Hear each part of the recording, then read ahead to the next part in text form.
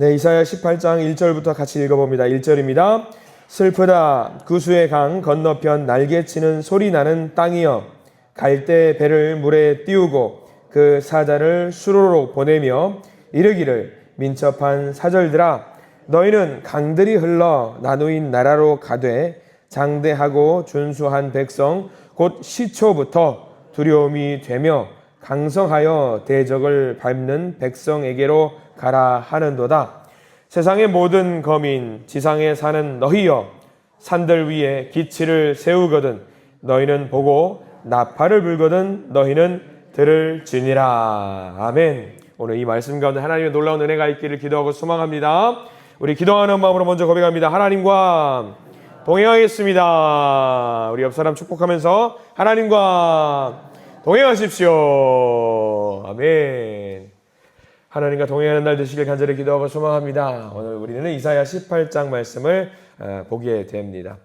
계속해서 이사야 선지자는 열방을 향한 심판의 메시지를 전하고 있어요. 여호와의 날, 바로 그때에 심판을 맞이하게 될 것인데, 모든 이들에게 주어지는 심판의 끝은 조금씩 다르다라는 것을 이야기하고 있습니다. 하나님의 편에 서 있는 자들에게는 여호와의 날은요, 곧 회복의 날이고 구원의 날이라고 말씀을 드렸지요. 그게 이사야 말씀의 핵심입니다. 이거 잘 기억하셔야 돼요. 하나님의 편에 서 있는 자들에게는 여호와의 날은 심판의 날이 아니라 회복의 날이다, 구원의 날이다. 그래서 우리가 여호와의 편에 서 있는 것이 굉장히 중요하다라는 것을 알게 됩니다. 어느 편에 서 있는가, 이거 굉장히 중요한 일이지요. 우리는 사실 살면서 편가르기 굉장히 좋아합니다. 네 편, 내 편. 내 편은 하나님의 편, 근데 너의 편은 하나님의 반대편이라고 이야기를 하면서 이런 식으로 편 가르는 것을 굉장히 좋아하지요. 근데 우리는 그렇게 생각하는데 과연 하나님은 그렇게 생각할 것인가? 그걸 잘 생각해 봐야 돼요. 나는 분명히 우리 편은 하나님 편이라고 이야기하는데 하나님은 아니야, 그거 아니야 라고 이야기를 하셔요. 하나님은 나와 너의 구분이 없으신 분이시지요. 모든 사람에게, 모든 자에게 다 열어주셔서 그 넓은 품으로 안아주시는 분, 그런 분이 바로 우리 하나님이시라는 사실입니다. 자, 그런 관점에서 오늘 18장 말씀은 조금 다른 식으로 우리가 이해를 하게 됩니다. 오늘 18장 말씀은요, 제목에서 보셔서 아시겠지만 여호와께서 구스를 두고 하신 말씀이라고 적혀 있습니다. 구스민족이죠, 구스민족. 18장 민족은요, 끝자락 7절까지 우리가 읽게 되면 알게 될 것인데, 하나님의 심판이 이방 민족에게는 무조건 심판이 있을 것이라고 말씀을 계속해서 해왔지만 18장 말씀에는요, 아니네, 그게 아니네 라는 걸 알게 돼요. 이방 민족에게도 하나님은 심판이 아니라 회복과 구원을 주신다라는 말씀이 기록이 되어 있어요. 오늘은 이방 민족 구스라는 한 민족에 대한 이야기입니다. 일단 유대 민족이 아니니까, 이스라엘 민족이 아니기 때문에 일단 기본적으로 이 사람들은요, 이방인들입니다. 지역적으로도 이방인들이에요. 지역적인 특색으로 인해서 만약에 이방인과 어떤 유대인, 하나님의 구원을 받는 사람과 심판을 받는 사람이 나뉘게 된다고 한다면 저와 여러분들은 구원을 받을까요? 못 받을까요? 지역적인 특수성으로 나눠진다면 우리는 구원을 받을 수가 없어요. 왜? 우리는 이방 민족이잖아요. 이방 민족, 유대인이 아니잖아요. 근데 우리는 구원을 받았단 말이죠. 저와 여러분들은 구원을 받은 민족입니다. 이게 오늘 18장 말씀의 핵심일 것 같아요. 지역적인 특수성으로 인해서 구원의 의무가 나눠지는 것이 아니라는 것을 오늘 알려주고 있어요. 하나님은 지역적으로 구원이 나눠지는 것이 아니라 내 자녀, 내 백성, 하나님을 믿는 모든 사람에게는 구원이 열려져 있다는 사실을 오늘 알려주고 있는데, 우리가 1절부터 그 말씀을 찬찬히 한번 보겠습니다. 자, 1절 말씀 보겠습니다. 1절이요. 슬프다 구수의 강 건너편 날개치는 소리 나는 땅이여 라고 나와 있어요. 우리가 구수민족 여러분들이 알 겁니다. 구수 여인을 아내로 맞이한 사람이 한 명 있어요. 누구죠? 아시는 분. 모세가 구수 여인을 아내로 맞이했어요. 그래서 구스 여인 하면은 지금으로 말하면 어디를 말하냐면 에디오피아예요. 에디오피아 흑인 여인을 아내로 맞이해서 흑인 여인을 아내로 맞이했다고 그의 형 아론과 누나에게 질타를 받은 적이 있었던 거 여러분들 기억하실 겁니다. 구스 여인을 아내로 맞이했어요. 그럼 만약에 여러분 보세요.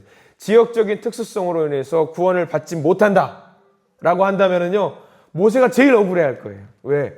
자기는 구원받는데 자기 아내는 흑인이라는 이유로 구원받지 못한다라고 한다면 모세가 얼마나 억울하겠어요. 근데 그것을 향해서 위로의 말씀이 될 수도 있을 것 같아요. 지역적인 특수성으로 인해서 구원이 된다 안 된다 이거 아니라는 거예요. 지역적으로 구원은 중요하지 않다라고 이미 하나님께서 말씀해 주시고 이야기해 주신 바가 있어요. 구스는 에티오피아고요. 지역적으로 보면은 애굽 땅 옆에 있는 민족입니다. 그리고 역시 나일강을 끼고 있기 때문에 굉장히 부유한 나라였어요. 그때 당시에는.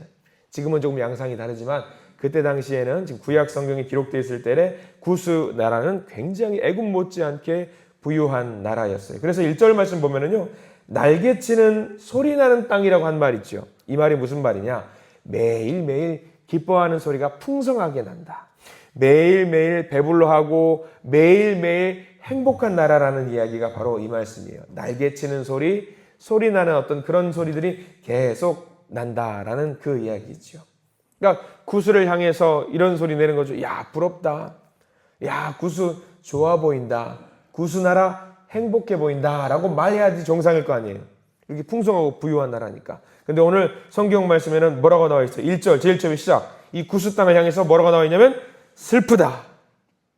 아니 부러워야지요. 잘 사는 나라고 부유한 나라고 풍성한 나라는 매일매일 축제가 벌어지는 이런 소리가 나는데 1절에 대번에 구스의 민족을 향해서 뭐라고 이야기하고 있냐면 야 슬프다 그래요.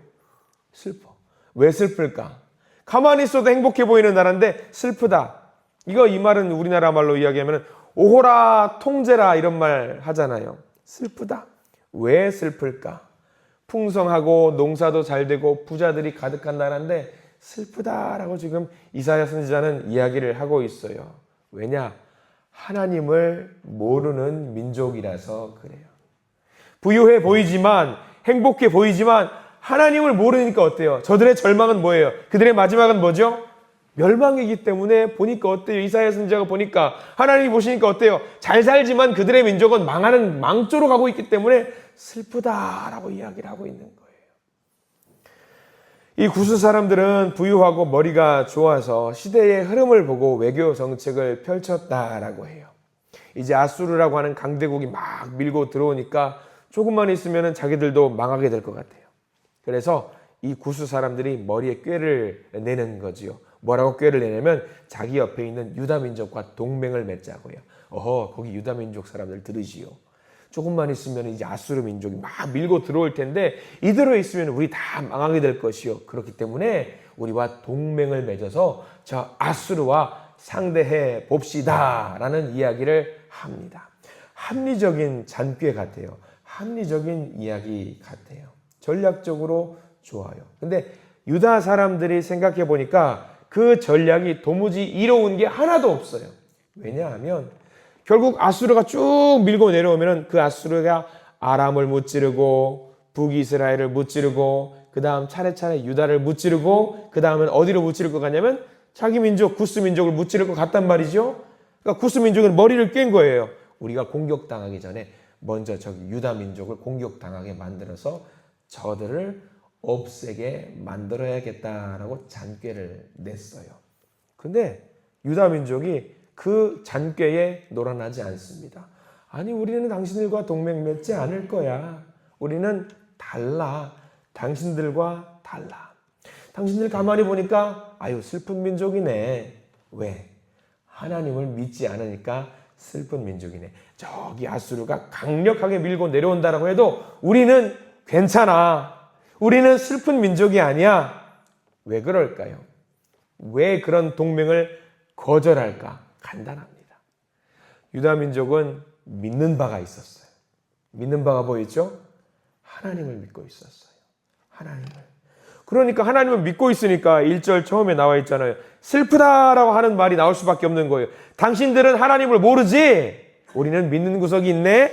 하나님을 믿네? 그러니까 우리는 슬픈 민족이 아니야. 당신들은 하나님 모르니까 아유 슬픈 민족이 될 수밖에 없네 라는 말씀이 오늘 1절 말씀이에요.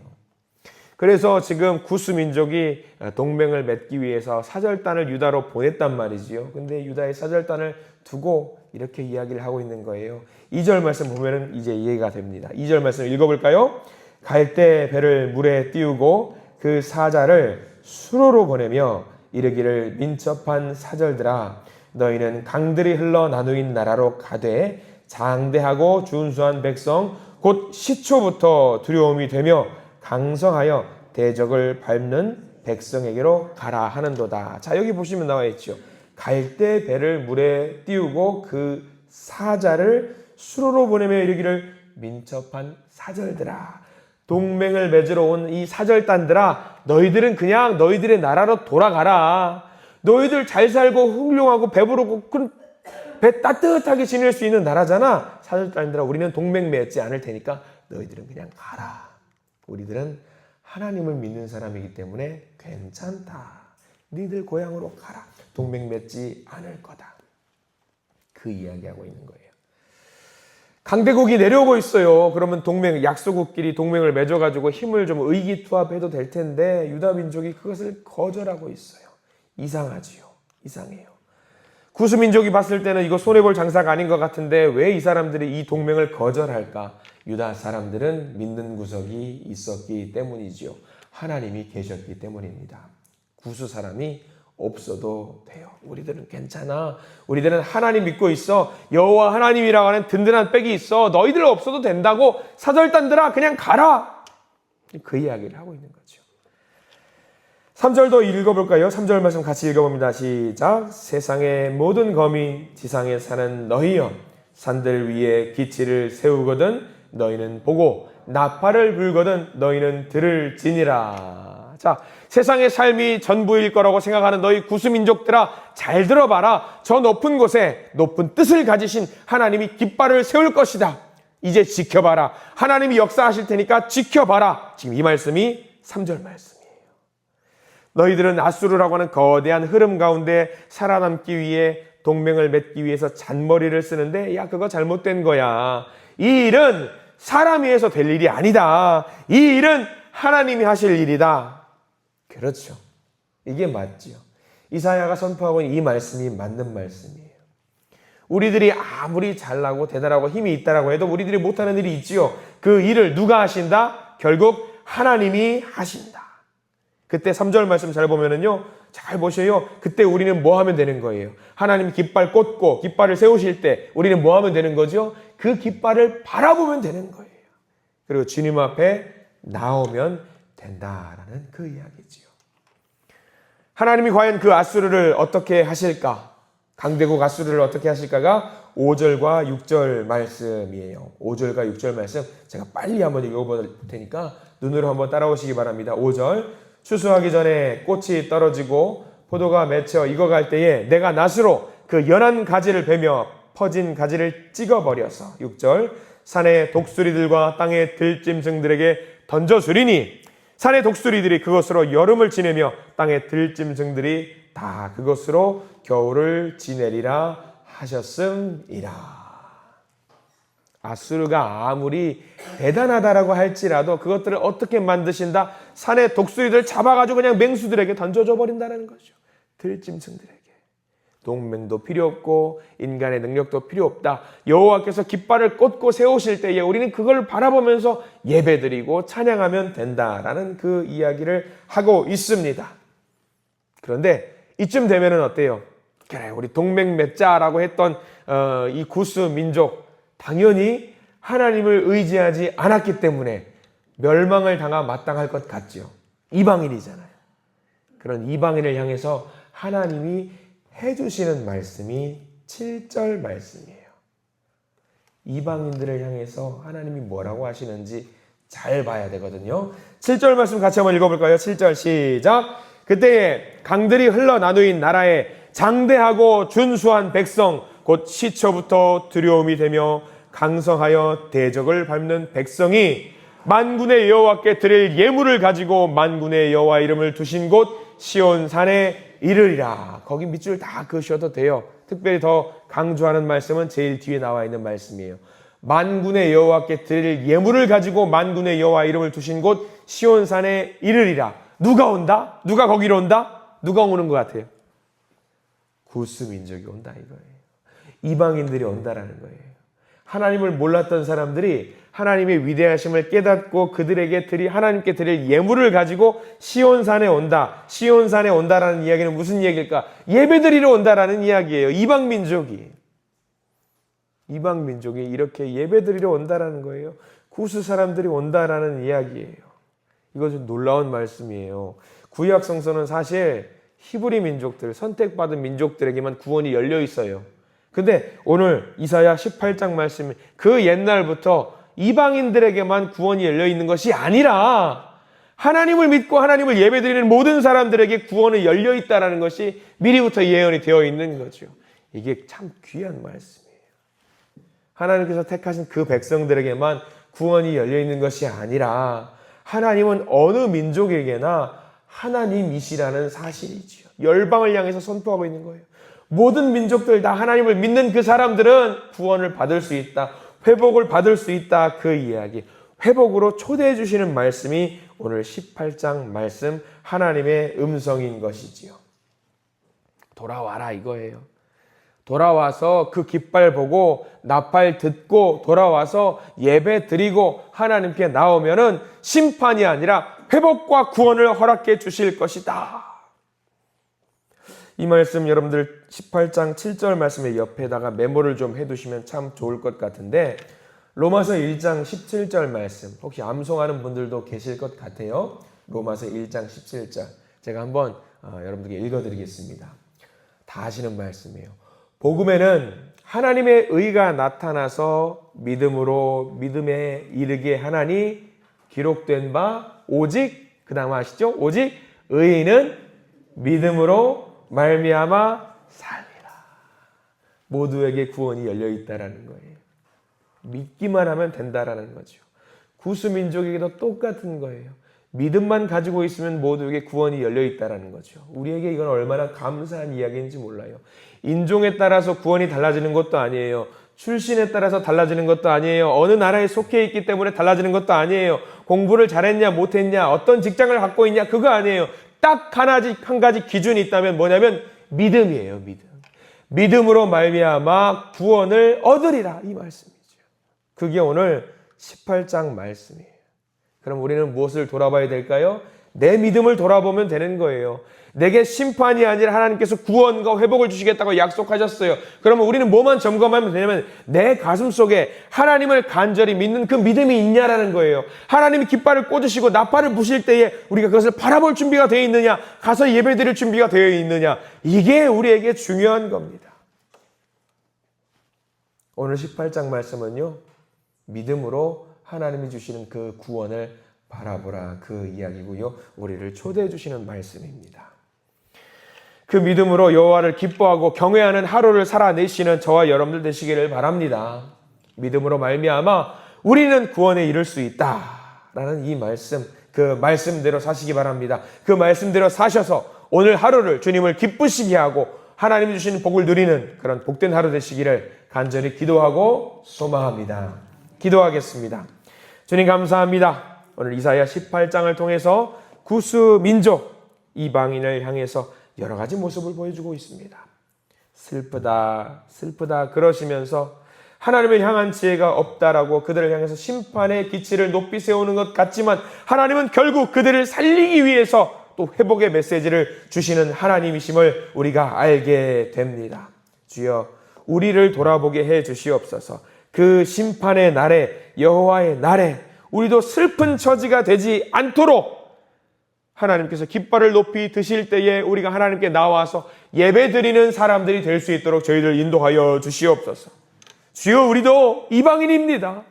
아무것도 아닌 우리들을 하나님 사랑하셔서 복음이 전해지게 하시고 예수를 믿게 하시고 하나님의 자녀가 되게 하셨으니 너무나 감사를 드립니다. 그 말씀 품고 이 믿음 가지고 견고하게 하나님을 나의 주님으로 모실 수 있는 믿음의 자녀들이 되게 해 주시옵소서. 오늘 하루 살아갑니다. 기쁨으로 살아가게 하시고 하나님 믿는 자녀답게 살아가는 우리들이 될 수 있도록 인도하여 주시옵소서. 예수 그리스도 이름으로 간절히 기도드립니다. 아멘.